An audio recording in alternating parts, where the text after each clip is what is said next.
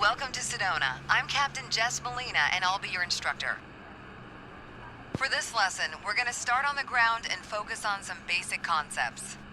Fundamentals every pilot needs to know before hitting the skies. This is your plane, a classic, the Cessna 152. Take a look around it. In the simulator, anytime you want, you can easily switch to cursor mode. The cursor is handy for interacting with menus and cockpit controls or instruments. As you can see, activating the cursor also displays the toolbar. The toolbar is a quick access menu that allows you to control various aspects of the simulation. Try to find and open the Basic Controls panel. The Basic Controls panel is a useful reminder of the button layout for the devices you're currently using. Now try to find and open the Camera panel in the toolbar.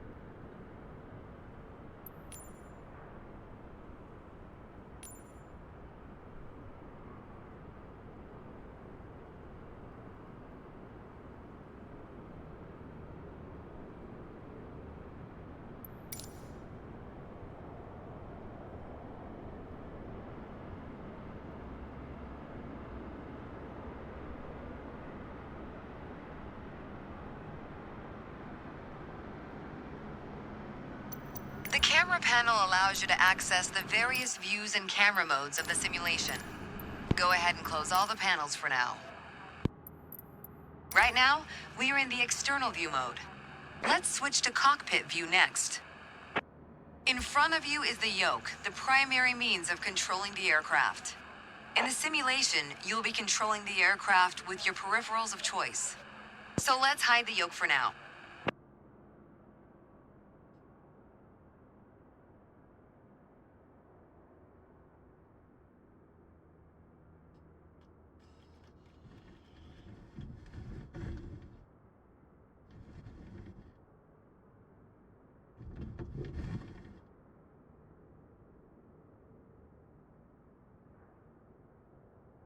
Some instruments allow multiple interactions.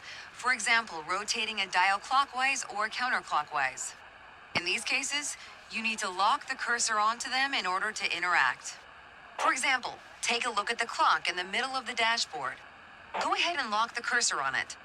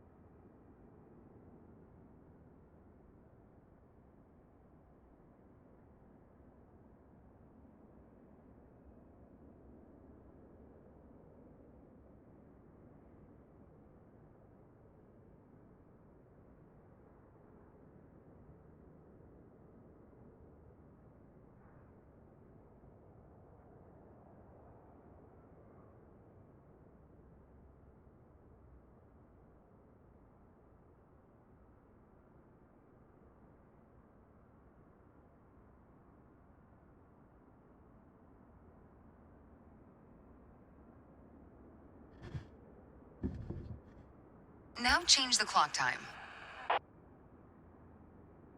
You can unlock the cursor once you're ready. For now, we're done with the cursor, so go ahead and hide it. All right, as we've seen, when you want to look around you, it's easy to rotate the camera. But you can also move it freely in the cockpit to get a better view of anything you want to see, even through a window to look outside.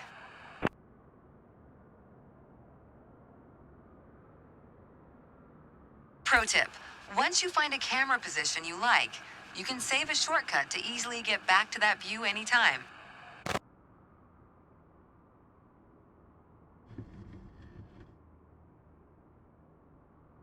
Now, reset the camera to its original position. Then try switching to your custom one again. Alright, that covers all the main camera functions available in the simulation. Try to familiarize yourself with them a bit more. Then reset the camera to its original position whenever you're done.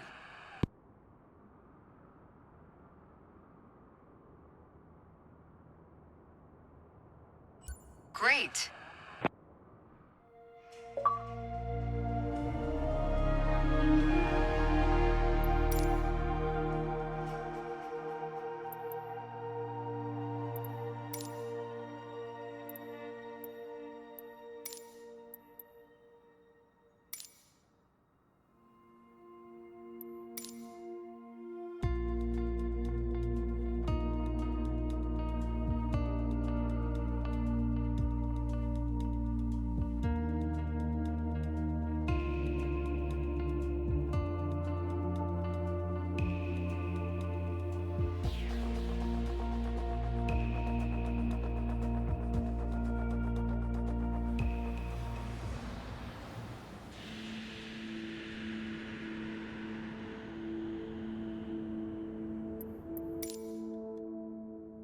Let's get you familiar with the aircraft, a Cessna 152, and a few commands to navigate it through the skies. In front of you is the yoke. The yoke is like a steering wheel, more or less. Turn it left or right to control the ailerons and bank the aircraft into turns. Look at the trailing edge of the wings while turning the yoke to see the effect on the ailerons.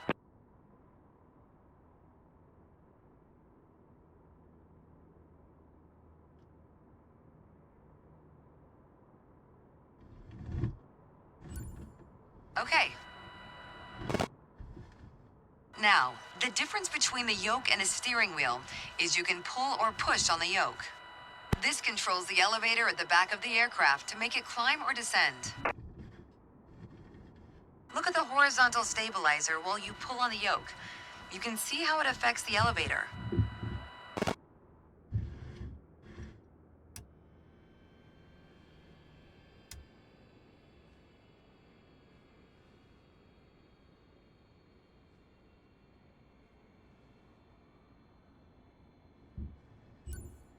Nice. Down at your feet are the rudder pedals. They steer the aircraft when you're on the ground. The upper part of the pedals also control your brakes. In the air, they control the rudder at the end of the vertical stabilizer to yaw the aircraft. This is mostly for small corrections, for coordinating turns or compensating for a plane's tendency to pull left during takeoffs and climbs. Look at the vertical tail while operating the pedals to see the effect on the rudder. Great. Last but not least, the throttle is located near the center of the cockpit. Pushing forward will increase power. Pulling back will decrease power. First, look at the throttle and select it. Keep it selected and push it forward to increase power. Power is increased. Now, pull it back to decrease power. Power is decreased. Now we'll do the same without focusing on it. Deselect the throttle. Look away from the throttle and increase power.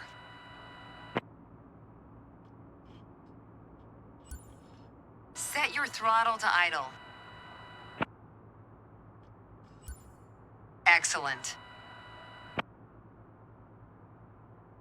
When the engine is on, you'll be able to see the power change on your RPM indicator. You'll find it on the right side of the dashboard. This tells you how fast the engine is spinning in hundreds of revolutions per minute.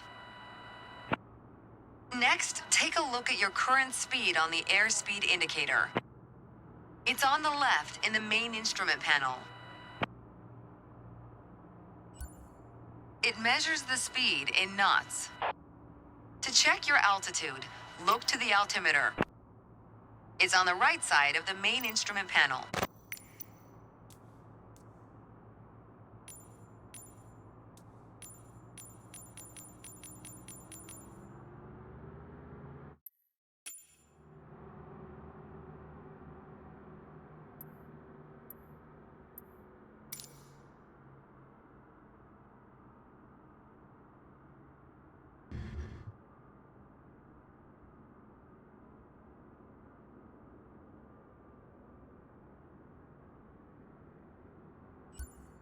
The altimeter has 3 hands, similar to a clock. The long, thick pointer indicates 100-foot intervals. The short, thick one is 1,000-foot intervals, and the long, thin one, 10,000-foot intervals. That's all for today. Next time, we'll see how it feels in the air.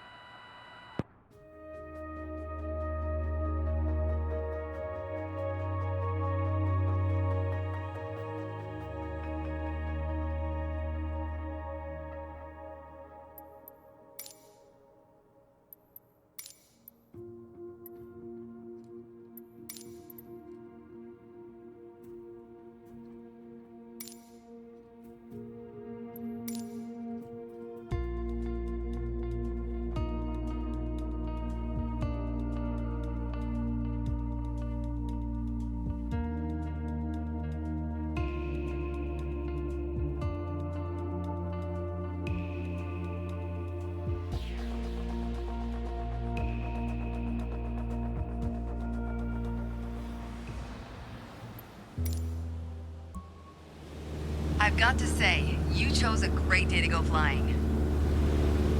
This session, we'll get started with some basic controls. Sound good? First things first, let's get familiar with your surroundings. Out your side windows, you can see we have great visibility over Sedona today. This is Red Rock territory. Beautiful, isn't it?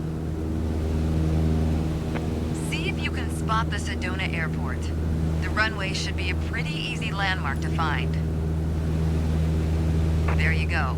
Visual confirmation on the airport.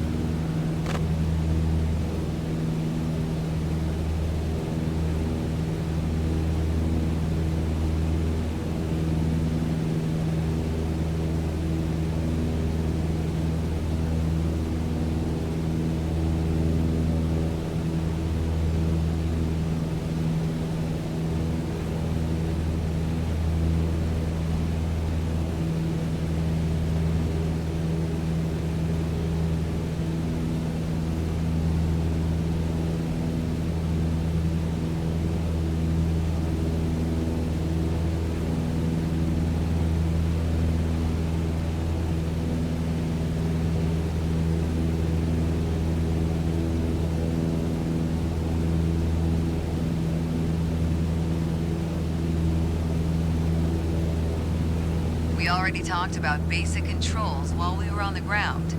Time to see how it all feels in the air. The aircraft is currently set to a cruise attitude, the position it should be in for regular flight. All right, now let's try banking into a turn by moving the yoke. I'll go first.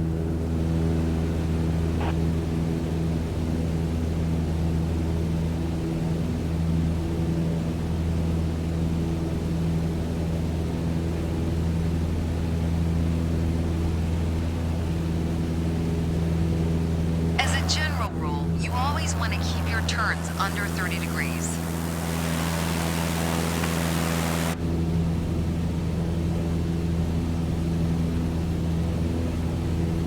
Go ahead and try rolling to the right. You have controls. Turn right, toward the city of Sedona.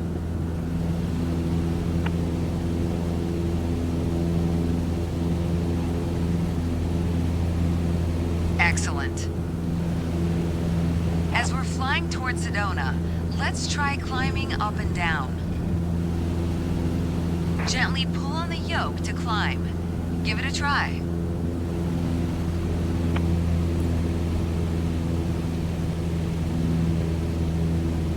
That's good. For the descent, it's the same principle, except you're pushing on the yoke. Go ahead, gently pitch down.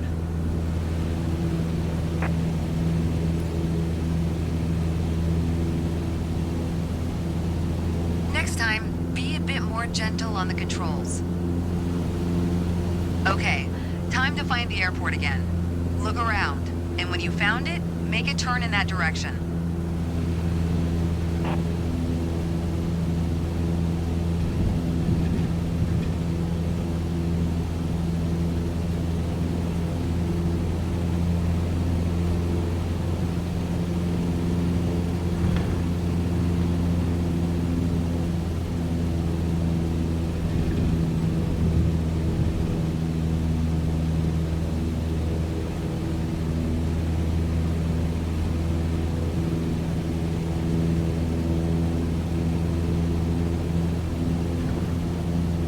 Make sure any control movements are soft and gentle. Now that you're more familiar with the aircraft and the surroundings, the next step is to go deeper into handling and techniques. Soon enough, you'll be able to enjoy trips all on your own.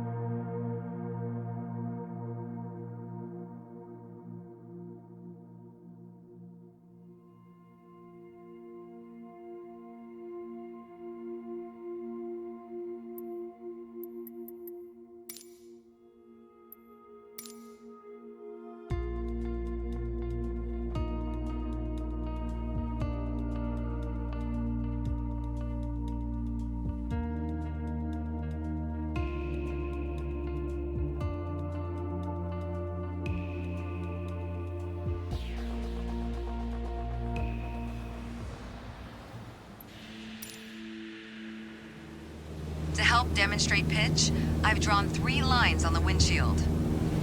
Notice how the middle line matches the horizon while we're flying level. This is the cruise attitude. The lower dotted line is the climb attitude, and the upper one is the descent attitude. Let's dig deeper into what that means. Pull back gently on the yoke until the climb attitude line matches the horizon. Then maintain that attitude.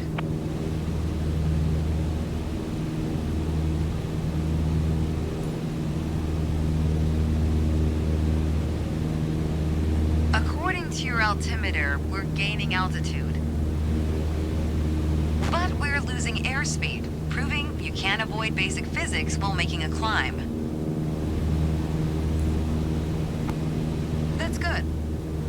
Now let's level back out. Our speed is increasing and our altitude is stable. That's okay.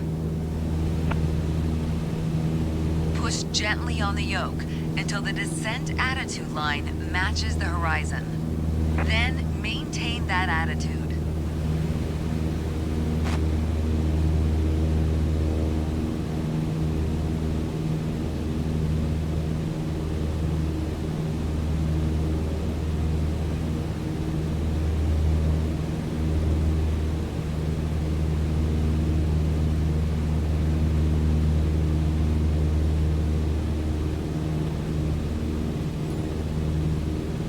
As expected, with a nose-down attitude, our altitude is decreasing, while our speed is picking up.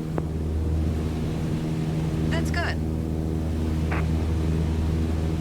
Okay, bring us back to level flight. Now your speed is decreasing and your altitude is stable. Nice. I think a bit more practice may be a good idea. Try to make only small adjustments to your pitch to avoid overcorrection.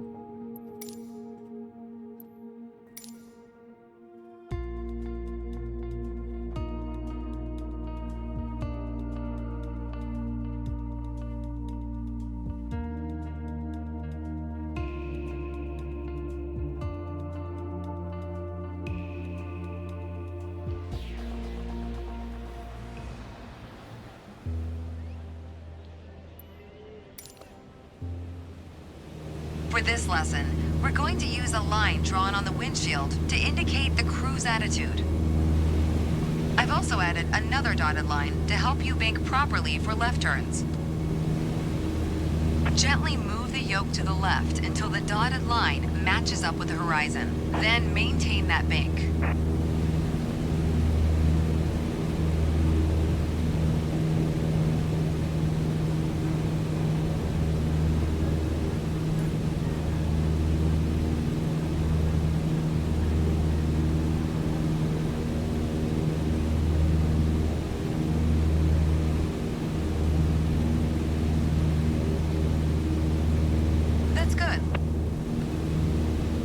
Watch your altitude. It wasn't constant during the turn. Now let's see you level back out. All right. For the next step, turning to the right, let's see how you do on your own without any markings. At the top of your attitude indicator, there's a series of notches representing 10 degrees each. As a general rule, you always want to keep your turns under 30 degrees. Start banking right until you're lined up with the second notch to the right on the attitude indicator. Then maintain that 20-degree bank while remaining at the same altitude until I ask you to stop.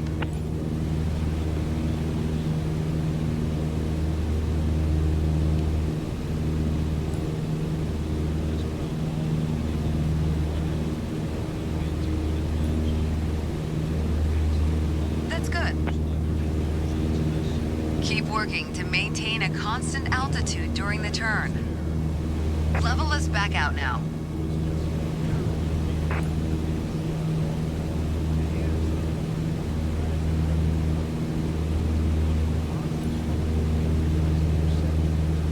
That's good. Remember to maintain altitude while leveling off. Small corrections on the yoke will lead to more accurate turns. Fans come to life in Detroit. It's a 1-run lead. I love the concept of what Chris did there. Usually he has that big swing, but this right here, he stayed inside the ball, didn't try to do too much with it, but hit it to right field where one of his strengths are, and all he needed was a base hit, and now they kept this inning going. Turner sizzling up and in at 95, does the limbo out of the way. That is a tremendous piece of hitting, I can tell you. We've just Especially on not the seen first pitch. many right-handed batters inside out that ball. It's digging in on them.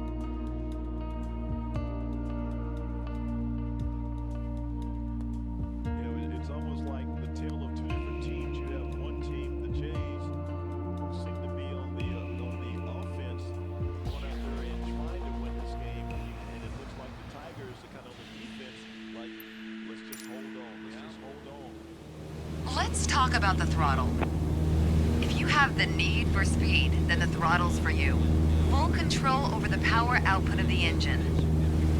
In the Cessna 152, that relates directly to the RPM displayed on the tachometer. Pull back on the throttle to reduce RPM to 1800.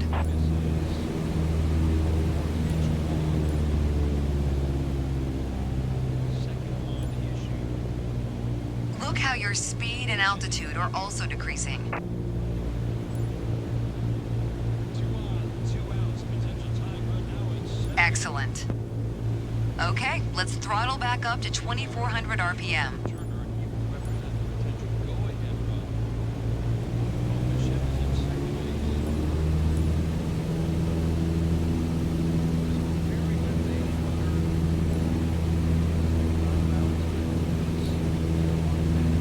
Your speed is increasing now. Marshall at the plate. As long as you maintain the same attitude, your altitude will keep climbing as well. That's good.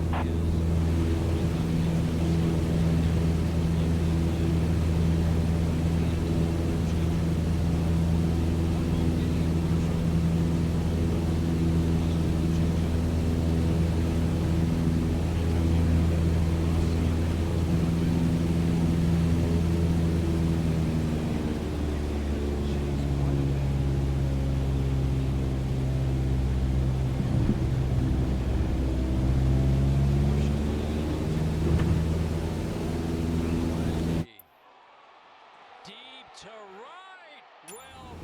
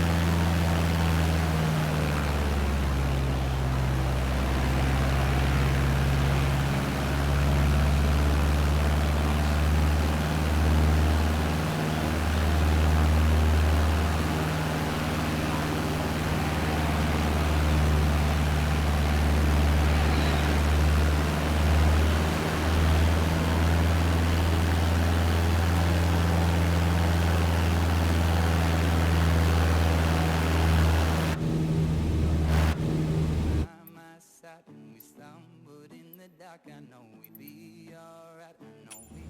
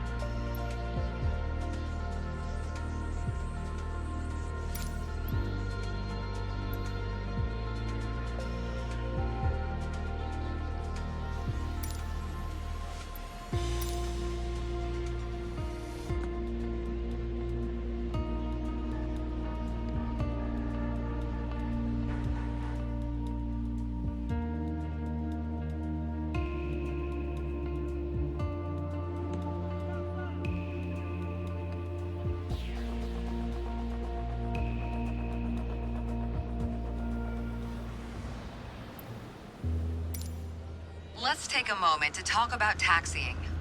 Taxiing refers to moving the aircraft on the ground under its own power. In particular, getting from the ramp out to the hold short point on the edge of the runway. Steering on the ground is managed through the rudder pedals. That's right, unlike driving a car, we turn by using our feet. Okay, ready? With the throttle idle, release your parking brake.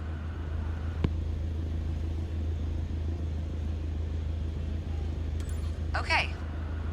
Now, gently increase throttle to get the aircraft moving. So 5 runs twice, 4 runs another time, and he completes a 5-run top of the 8th with a bomb to right field. All right. Use your rudder pedal to turn left and enter the taxiway. As you increase power, watch the tachometer and make sure to stay around 1,000 RPM. Been on that rotational angle, that pitch that looked like it was supposed to be a sinker.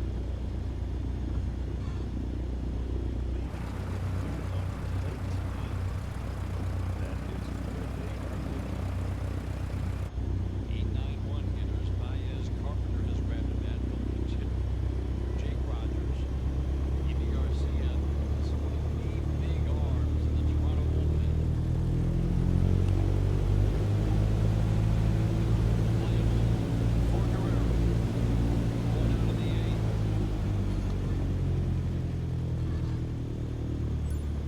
Now test the brakes. He just does not give up home runs again. He's a ground ball machine. You saw that in the Guerrero at bat. Why he's a ground ball machine. Good.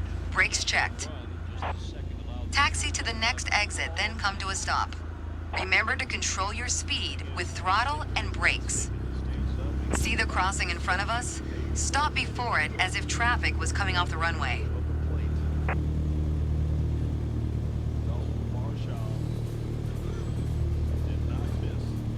In the 7th inning, he had a ball that Statcast says would have been a home run, but long foul off the field.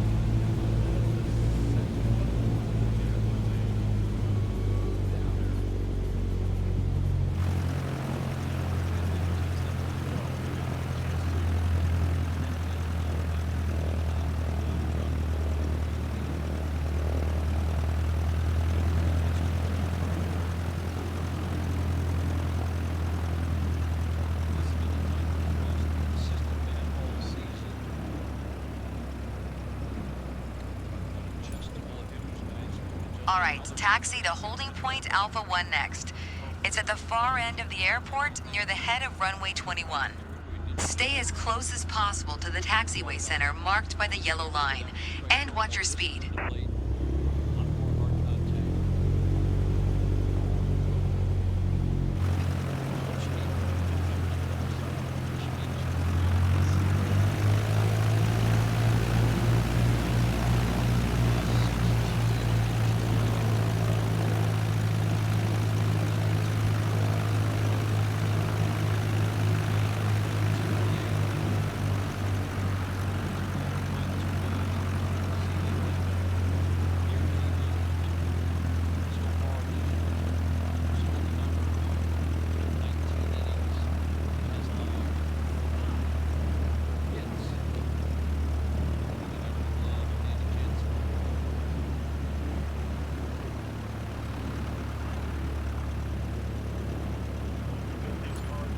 After the right turn, come to a stop before the hold short point and prep for takeoff. Watch your speed. Too much time between. Right at you.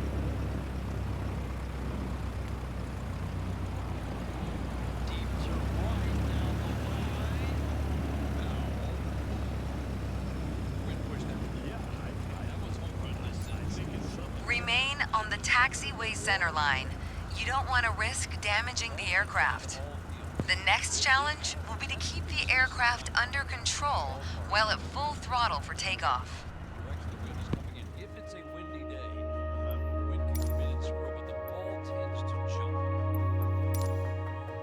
1-2 again. 97 got him. Well, hitters like it when the ball jumps. Pitchers do not. These two teams, though, with 6 home runs, I mean, this ballpark, one of the toughest home run ballparks in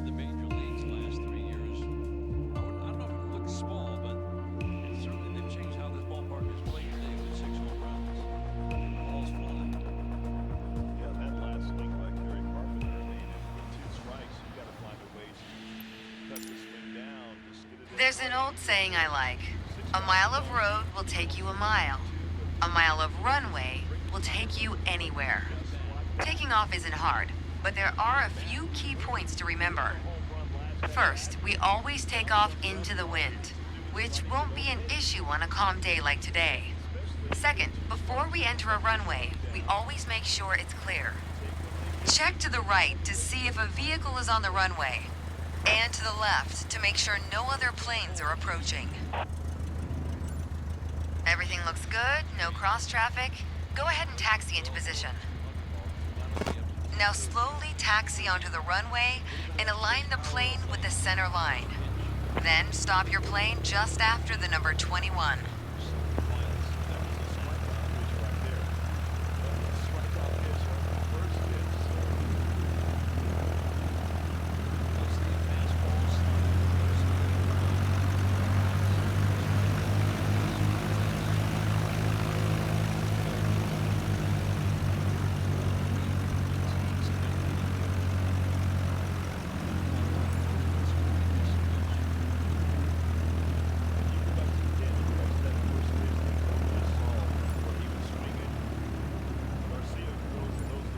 Not bad.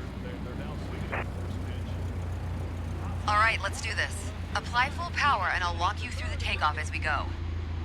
That gets Colquitt down to second base. Use your rudders to stay on the center line and keep pushing power until you reach 55 knots.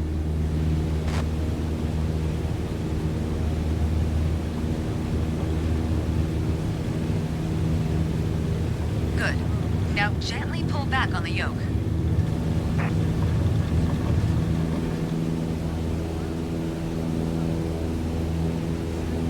Pull back on the yoke to take off. And we're airborne.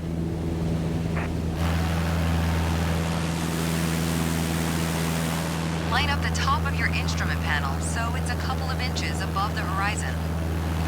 That'll pitch us up and set a good climb attitude. Focus on flying straight. Use your rudders to keep the runway heading of 210 degrees. Maintain 75 knots and we'll reach our target altitude of 5,500 feet in no time.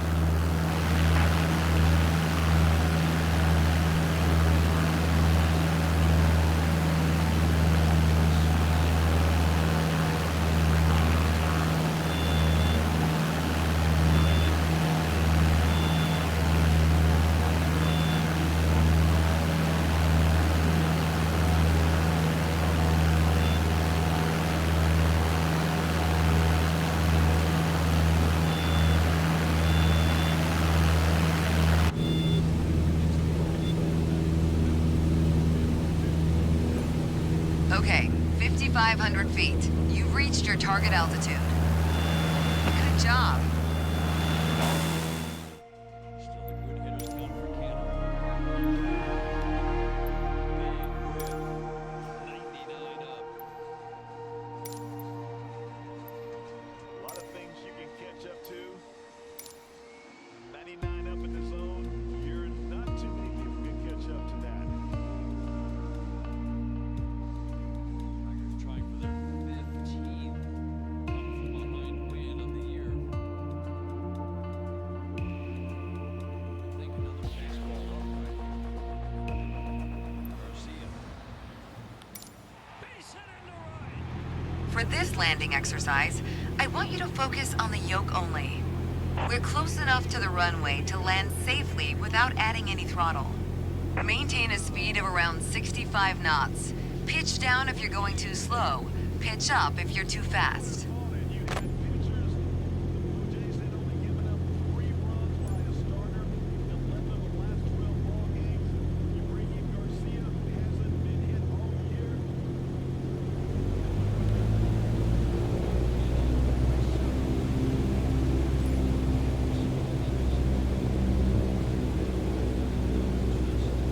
Keep your airspeed at 65 knots. When you're 10 feet above the runway, it's time to flare. To flare means to raise the nose of the aircraft to slow your descent for a softer landing, but without ever leveling off or climbing. The main landing gear will touch down before the nose wheel does.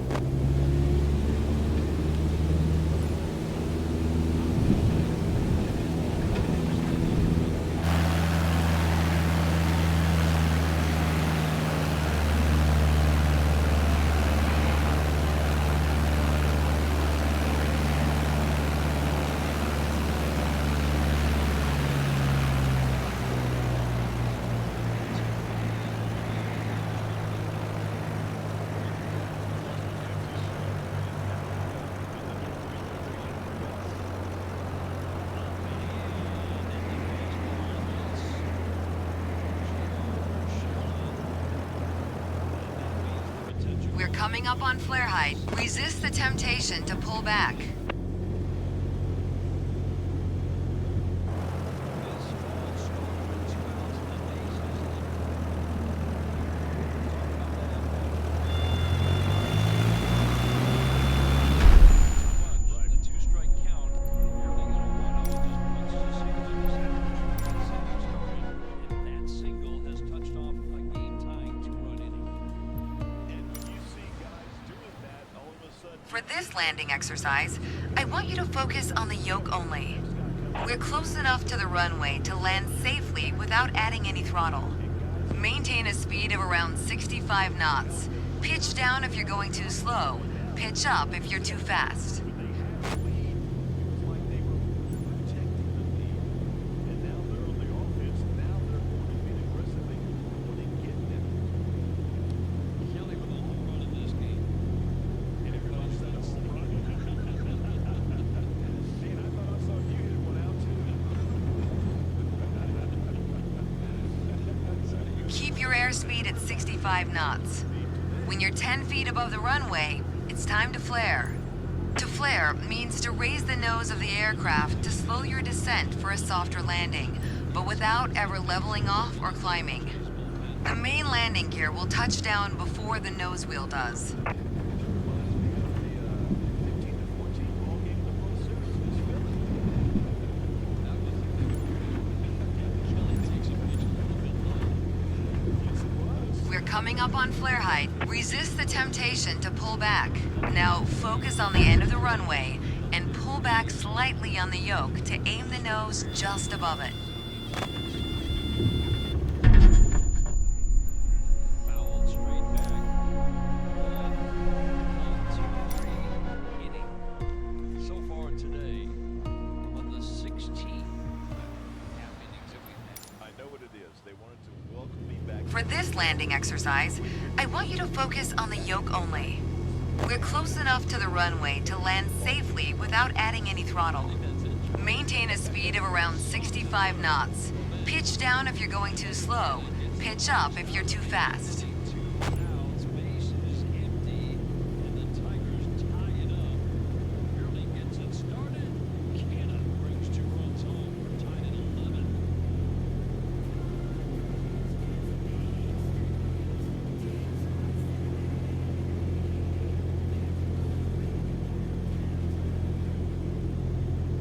Keep your airspeed at 65 knots. When you're 10 feet above the runway, it's time to flare. To flare means to raise the nose of the aircraft to slow your descent for a softer landing, but without ever leveling off or climbing. The main landing gear will touch down before the nose wheel does.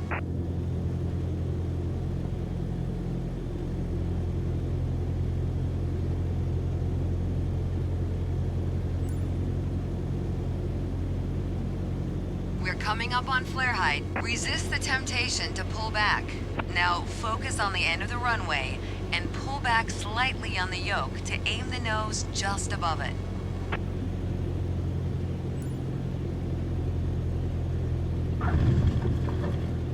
Nice.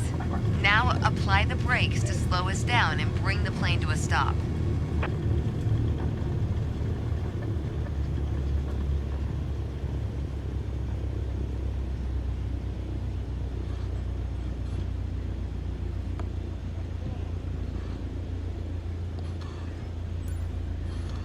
Well done, but there's room for improvement. Keep in mind that approaching the runway at the right speed is key to a good landing.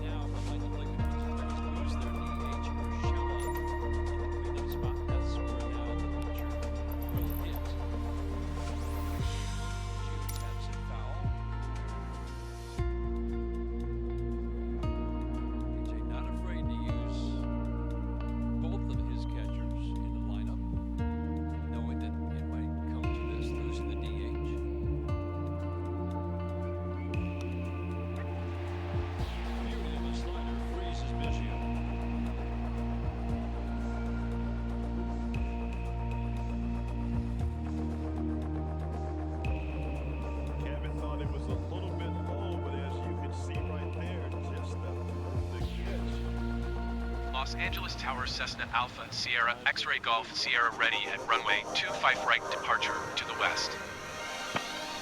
Cessna Alpha Sierra X-Ray Golf Sierra wind calm west departure approved. Cleared for takeoff runway 25 right. I always swung at it. Cleared for takeoff runway 25 right Cessna X-Ray Golf Sierra. I said one thing for sure, I was guaranteed at least 3 swings for that guy.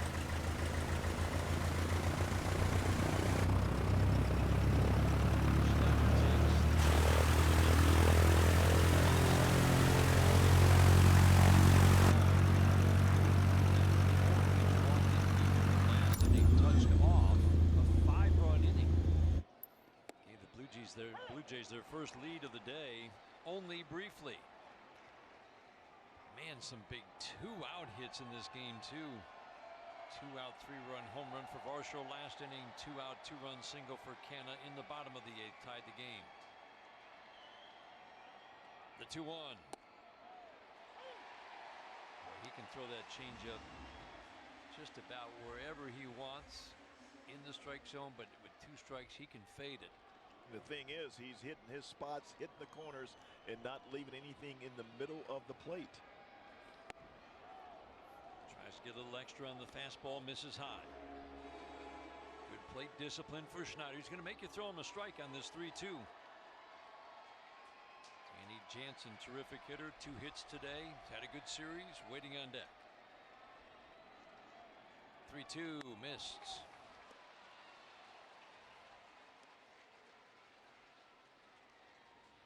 Schneider draws a 2-out walk.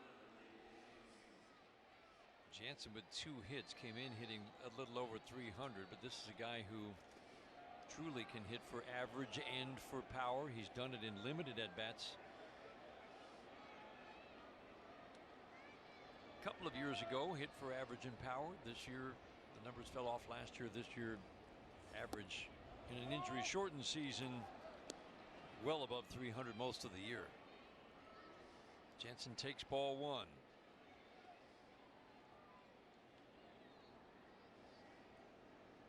Guy who so far this year has walked almost as often as he has struck out.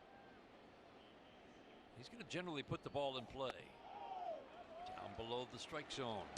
And he's going to make you throw him a strike.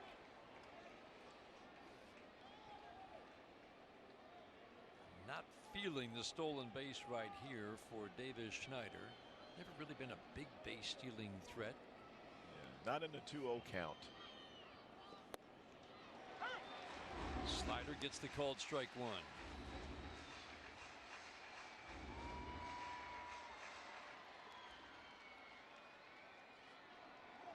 The clouds have moved in, but there's still a large shadow being cast from the on-deck circle with that guy waiting on deck. This one's deep.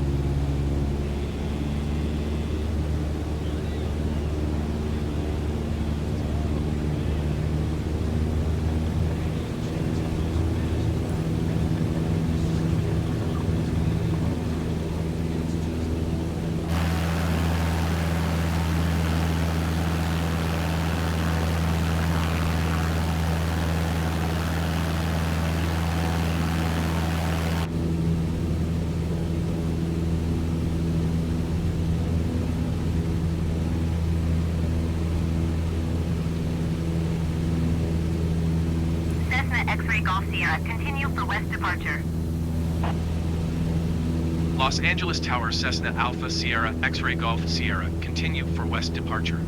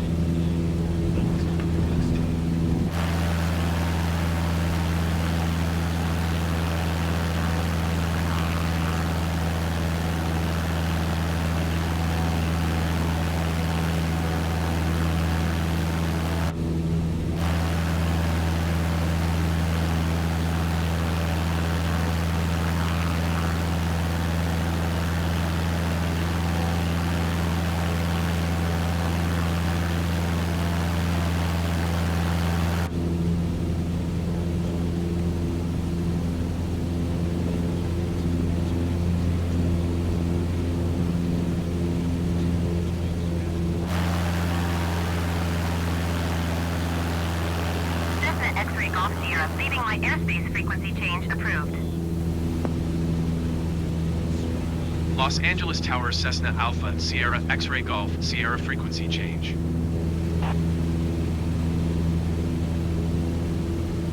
SoCal approach Cessna Alpha Sierra X-Ray Golf Sierra is type Cessna 152 1 miles northwest of Los Angeles 2,600 feet. Request flight following. Cessna Alpha Sierra X-Ray Golf Sierra SoCal approach. Squawk 5766. Squawk 5766 Cessna X-Ray Golf Sierra. Cessna X-Ray Golf Sierra radar contact 2 miles north of Los Angeles, 2,400 feet. Altimeter 29.902. Roger Cessna X-Ray Golf Sierra.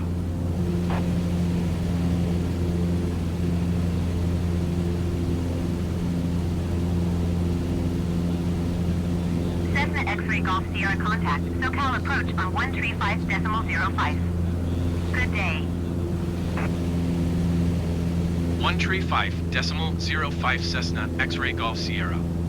Goodbye. SoCal approach Cessna Alpha Sierra X-Ray Golf Sierra 2,700 feet. Cessna Alpha Sierra X-Ray Golf Sierra SoCal approach altimeter 29.902 radar contact. Continue.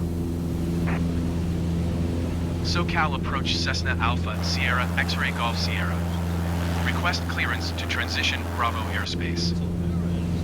Cessna Alpha Sierra X-Ray Golf Sierra SoCal approach. Cleared through the Bravo airspace. Cleared through Bravo airspace Cessna X-Ray Golf Sierra.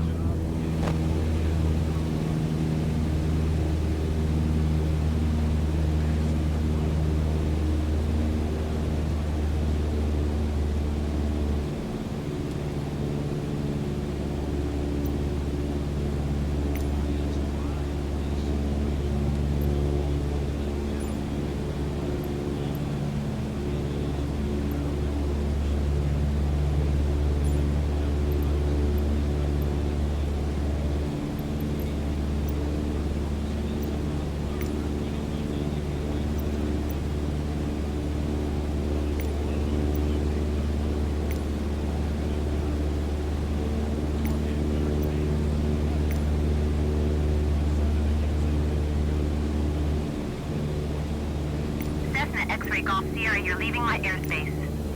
Resume on navigation. Contact SoCal approach on 124.3. Good day. Going to 124.3 Cessna X-Ray Golf Sierra. SoCal approach Cessna Alpha Sierra X-Ray Golf Sierra 2,200 feet. Cessna Alpha Sierra X-Ray Golf Sierra SoCal approach altimeter 29.902 radar contact. Carpenter takes off. First pitch, 98. Stuff, nothing wrong with the stuff for Romano. Takes the force out of play with Carpenter on defensive indifferent, taking second. Tigers trying to win in the bottom of the ninth in an 11-11 game. 2 outs. Wow, Arroyo, you can see Jansen's shoulders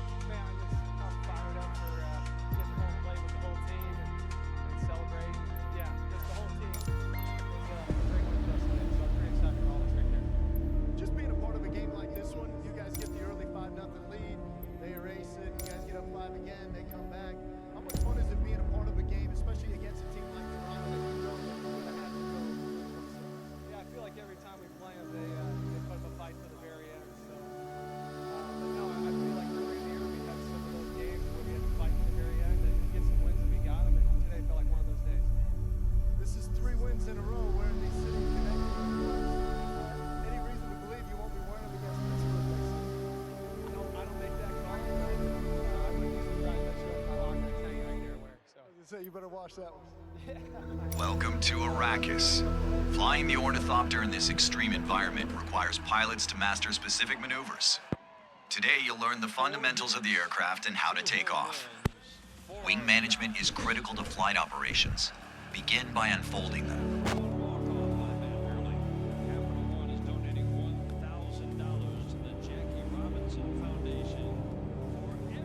Look to the sides so you can see the wings unfolding.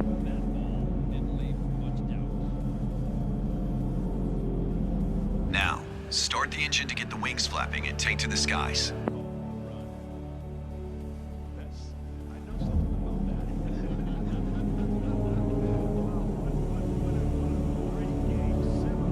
Now, start the engine.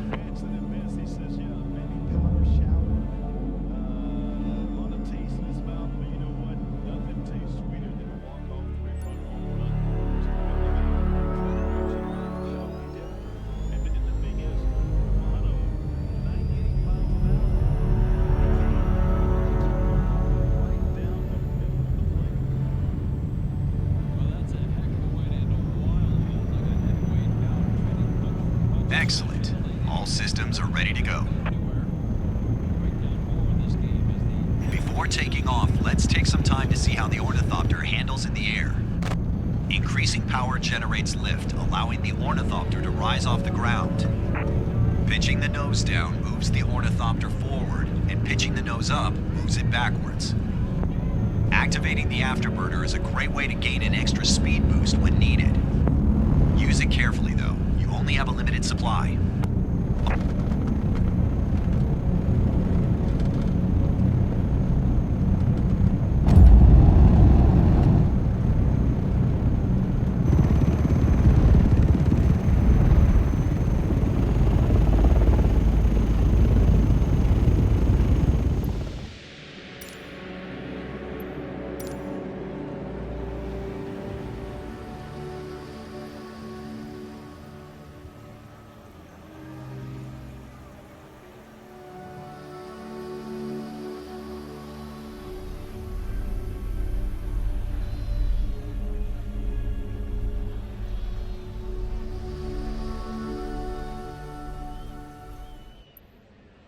Welcome to Arrakis. Flying the Ornithopter in this extreme environment requires pilots to master specific maneuvers. Today, you'll learn the fundamentals of the aircraft and how to take off. Wing management is critical to flight operations. Begin by unfolding them. Now, start the engine to get the wings flapping and take to the skies.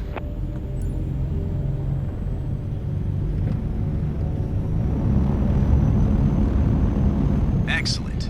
All systems are ready to go.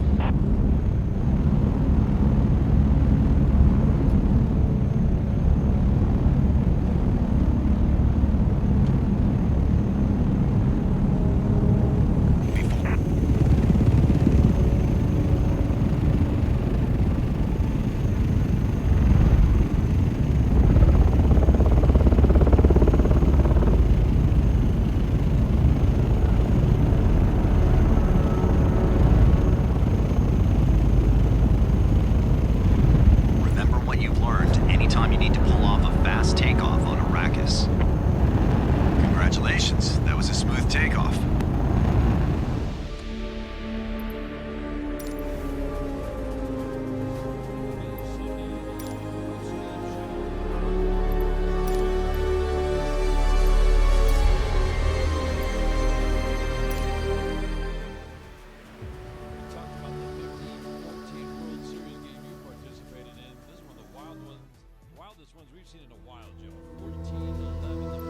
You've proven you can handle the basics, but to be among the fastest pilots on Arrakis, you need to master the dive. Diving trades altitude for speeds that would be impossible to reach in standard flight. When you reach the dive point, fold the wings to dive. As you approach the ground, on my mark, unfold the wings, then get back to level flight. Reach the edge of the cliff up ahead.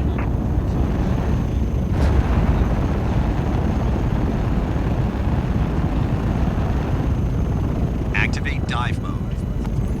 Now dive down.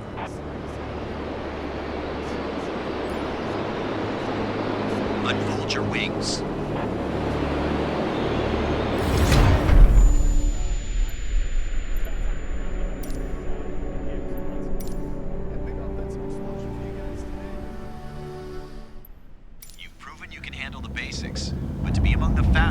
pilots on Arrakis, you need to master the dive.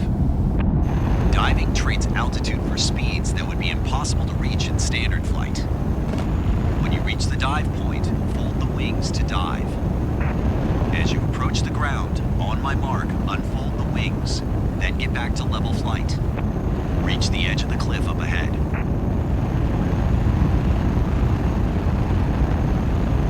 Activate dive mode.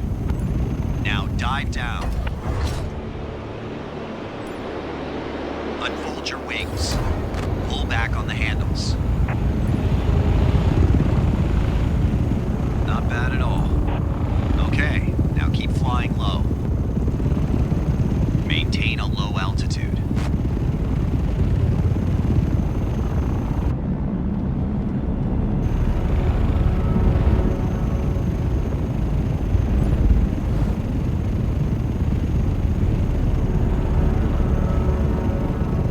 That maneuver is critical to become the fastest pilot in the desert. The first dive is the scariest, but you performed it well.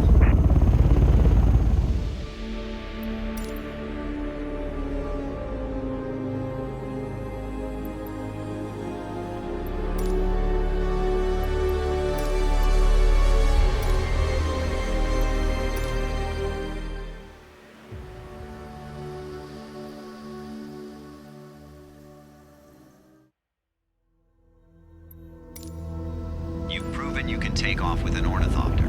Now let's practice landing one. We'll begin by maintaining an altitude of 1,300 feet.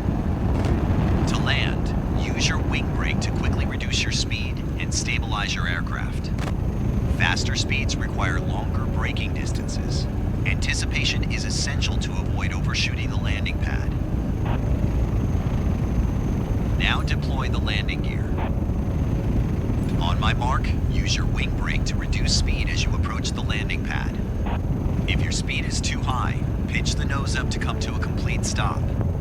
Finally, to ensure a smooth landing, return to a level attitude and apply the wing brake just before touching down.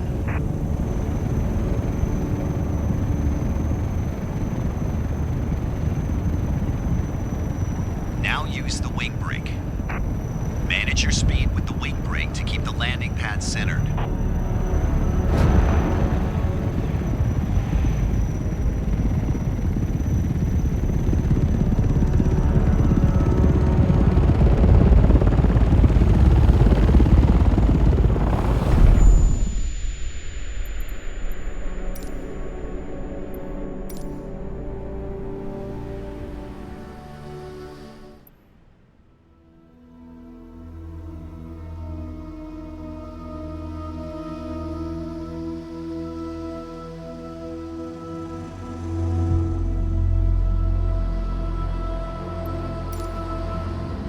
You can take off with an ornithopter.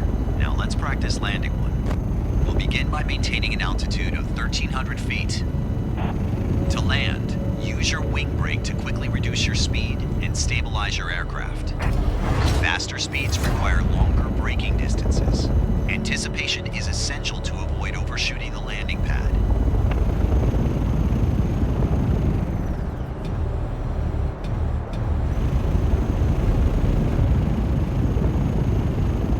Now deploy the landing gear. On my mark, use your wing brake to reduce speed as you approach the landing pad. If your speed is too high, pitch the nose up to come to a complete stop. Finally, to ensure a smooth landing, return to a level attitude and apply the wing brake just before touching down.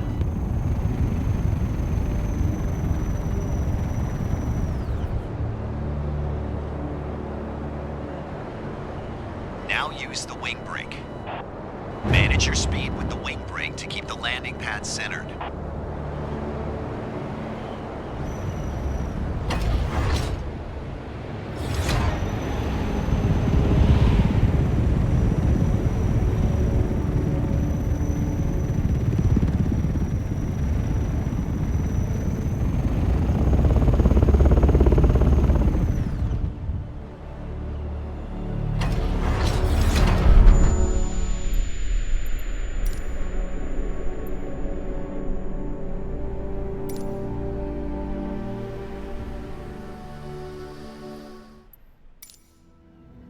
proven you can take off with an ornithopter. Now let's practice landing one. We'll begin by maintaining an altitude of 1,300 feet. To land, use your wing brake to quickly reduce your speed and stabilize your aircraft. Faster speeds require longer braking distances. Anticipation is essential to avoid overshooting the landing pad.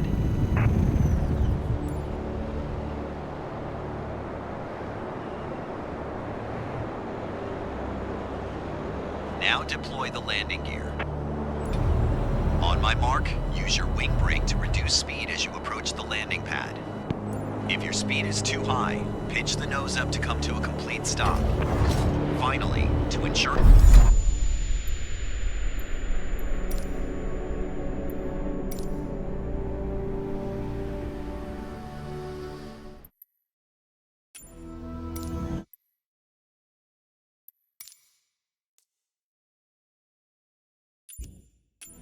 You've proven you can take off with an ornithopter. Now let's practice landing one. We'll begin by maintaining an altitude of 1,300 feet. To land, use your wing brake to quickly reduce your speed and stabilize your aircraft. Faster speeds require longer braking distances. Anticipation is essential to avoid overshooting the landing pad.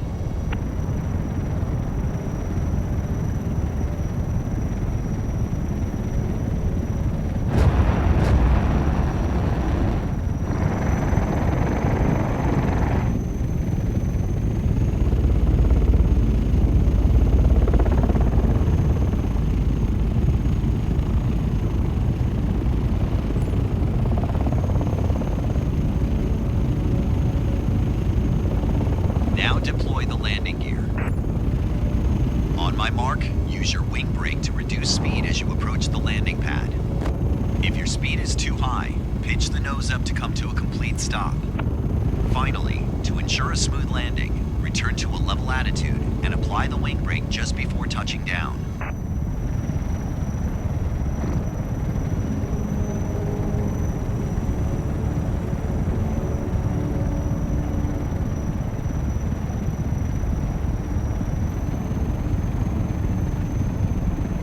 Now use the wing brake. Manage your speed with the wing brake to keep the landing pad centered.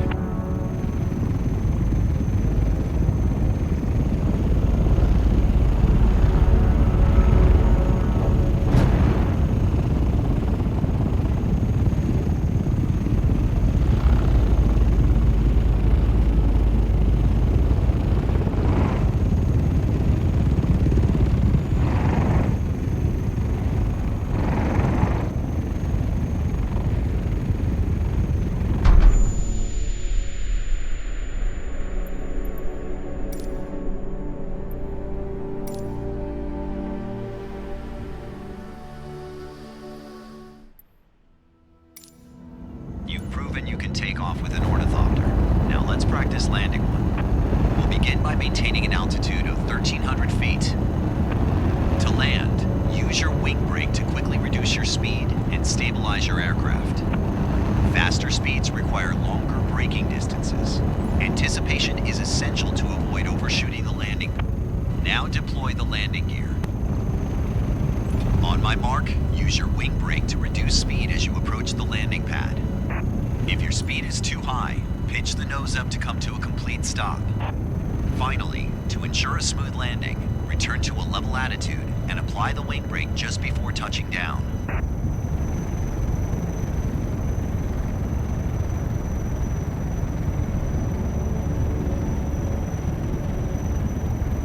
Now use the wing brake. Manage your speed with the wing brake to keep the landing pad centered.